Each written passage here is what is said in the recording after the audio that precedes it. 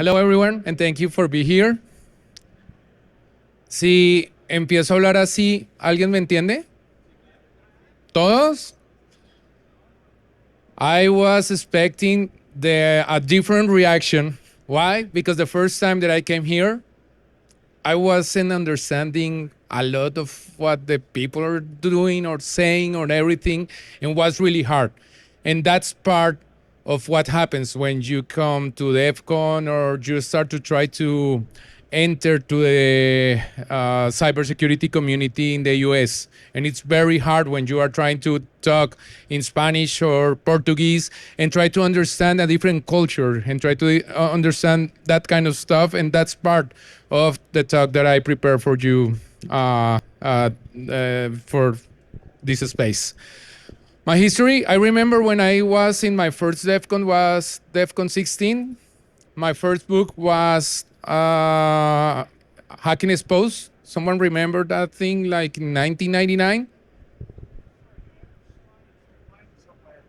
The slides? I tried, but it's not working. Internet is not working. It's like everything goes down. I don't know what is happening. They are trying also to, we start delay it because they're starting to record and the recording also is like failing. I don't know what is happening, but I will try to do my best without any support. Okay. Incident, the first book was Hacking Exposed, 1999. I'm basically decoded the entire book with Google Translate, a dictionary, and try to understand everything, how to hack. That is how I start to do all this stuff. But something interesting in DEF CON was that urgent need for make a community, to start to make something different, to start to share knowledge as I see it in DEF CON. And that's why I start to try to ignite a movement, something different inside the community. And I start to see how I can start to make some research. I remember in that time I bought a network hub, a blue one, and that helps me a lot in investigations. I make my voice over IP investigation and a lot of stuff and talks about that, making that kind of technology that it's in some way it's part of what I'm trying to share with you. It's totally different in Latin America. It's not that you got all the entire stuff, that you have like a couple of switches and you got all the technology that you want to I don't know, capture traffic. No, not working that way. You got just some resources that you need to understand very well. Also trying to ignite that movement, I start to help always the chapter in Bogota. Then we start besides Colombia, and now we are running La Villa. If you are not in La Villa, I invite you to go there. This is our badge for this year. Very nice capybara that we use as mascot this year. And it's a community driven by people talking Spanish and Portuguese. And we want to share our knowledge. Not all of them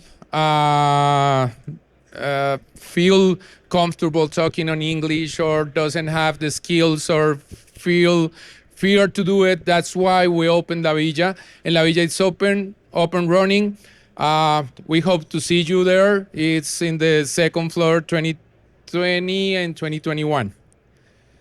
And then talking with different people around Latam, talking to different researchers, people that make reversing, people making malware research and all this stuff, I start to understand what is totally different within our Latam digital landscape.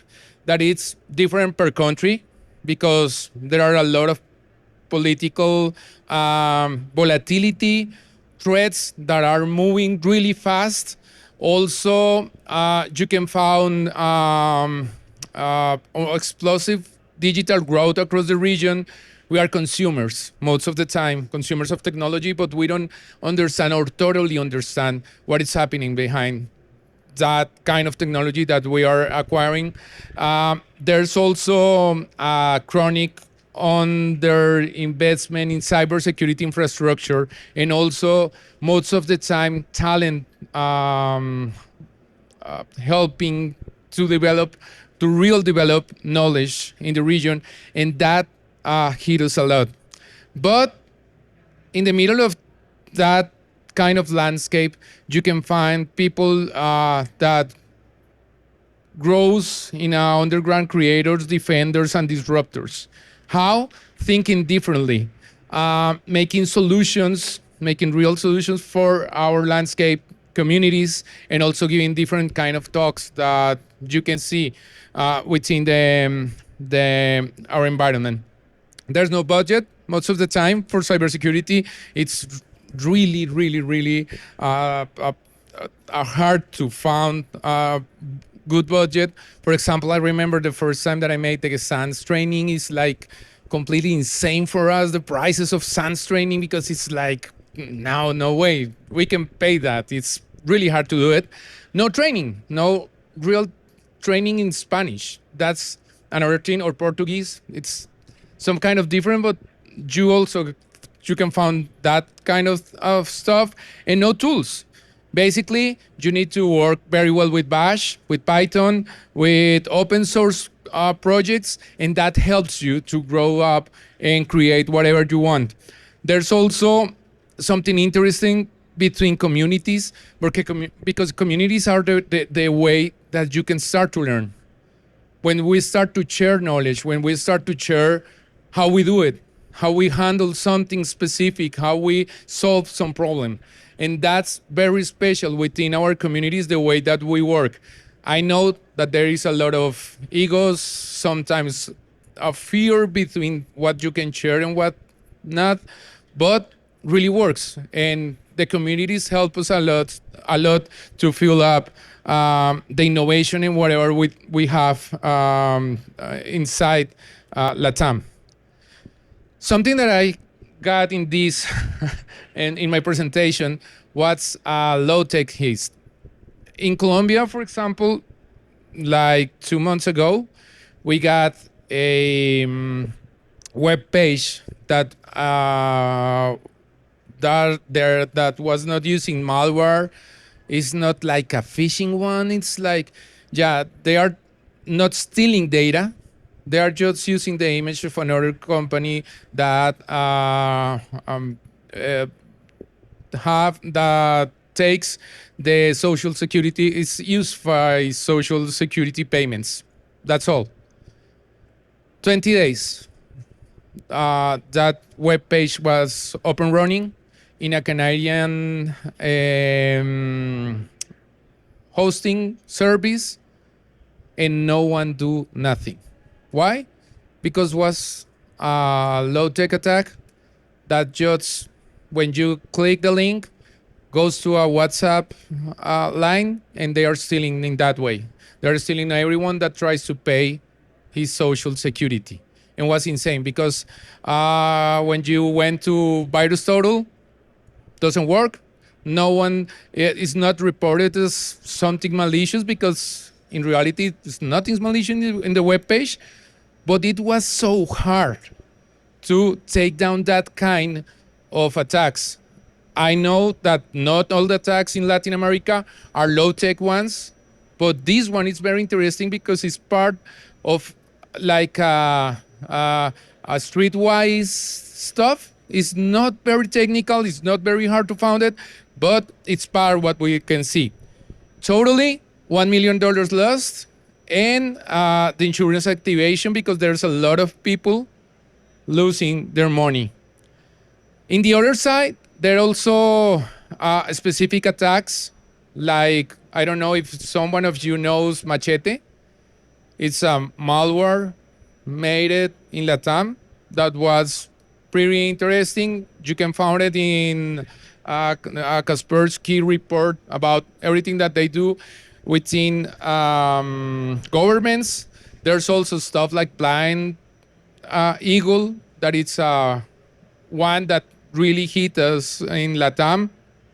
Also, Brazilian financial uh, software or malicious software like Grandodeiro and Casbaneiro that were totally made it for Brazilian banks that are replicated now in different countries. They sell it as some kind of software to steal money, and it's working all the time.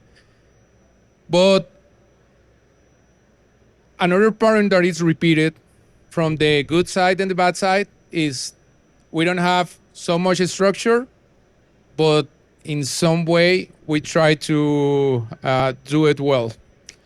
But beyond that, there's also attackers. There's also people working on the offensive side of cybersecurity.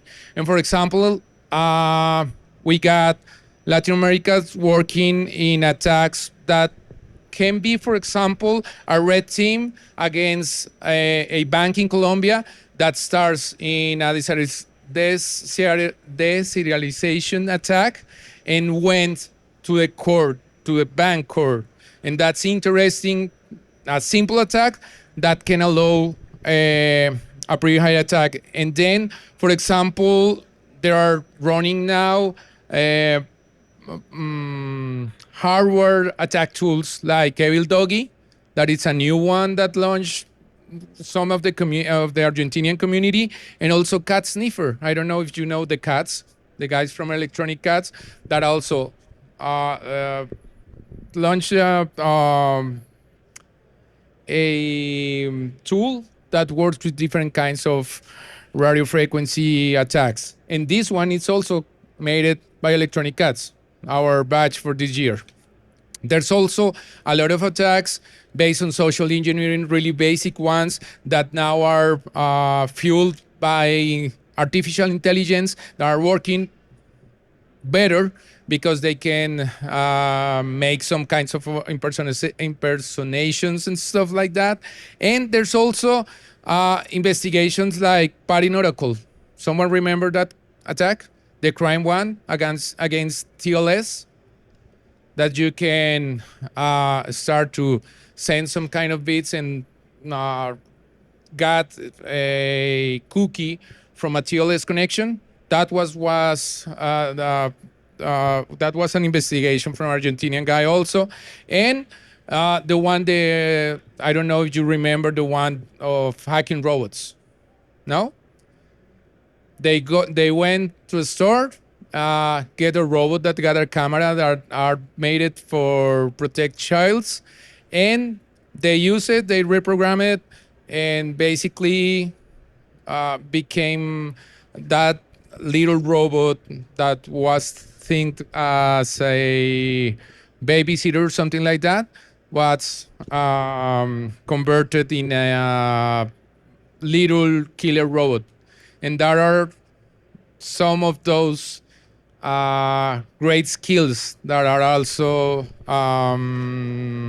appearing from our community. Some of the time we don't need like 0 days, we need zero blame to do this stuff. And with both sides of the coin, attackers and defenders, we got to share to everyone a new paradigm for cybersecurity. And what we do and what we want to share is make creativity from adversity in order to convert all those things that could be seen as problems and turning limitations into unique, strange, and innovate solutions. That's part of our ADN. And also understanding the gray zone to understand how to experience hybrid environments, high digital informality, because we don't have like something specific to share information about threats. It's just like the gossip that you can share with your friend or something like that, but works. In some way, works and allows us to make it strong, our controls and our defense.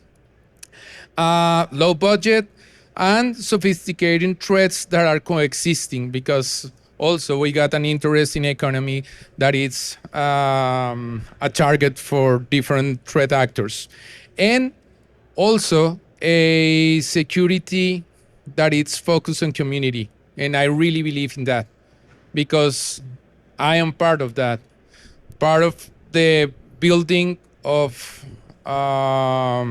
skills, knowledge by my side and by my community are made it because we share, because we see the way how we can share a lot of information. And that allows us to build in robust defenses through collaborative knowledge and sharing. We are not waiting to be invited to the table, we are bringing our own table. And that's totally different. The idea here, and what I want to leave a message in this presentation, is to join the movement, to try to connect. We need to engage Latin America cybersecurity talent and discover that unique perspectives that we have. I want to ask you and everyone that sees this presentation before to sponsor, to really support our projects, what we are doing in our communities to make it bigger, to collaborate, participate on threat intelligence exchange, and build stronger global defenses. We are part of that. And also to invite or join Latin voices to global discussions or join our thriving communities. And the last message and a question that I want to leave to you is, what are you doing at this time for the community? Do you remember how do you start? How you can help someone that is starting? And that think about that for us, hacking is not just about breaking system, it's about rewriting the odds. And in that, Latin America has been hacking the game all along. Thank you so much for your presence. Thank you.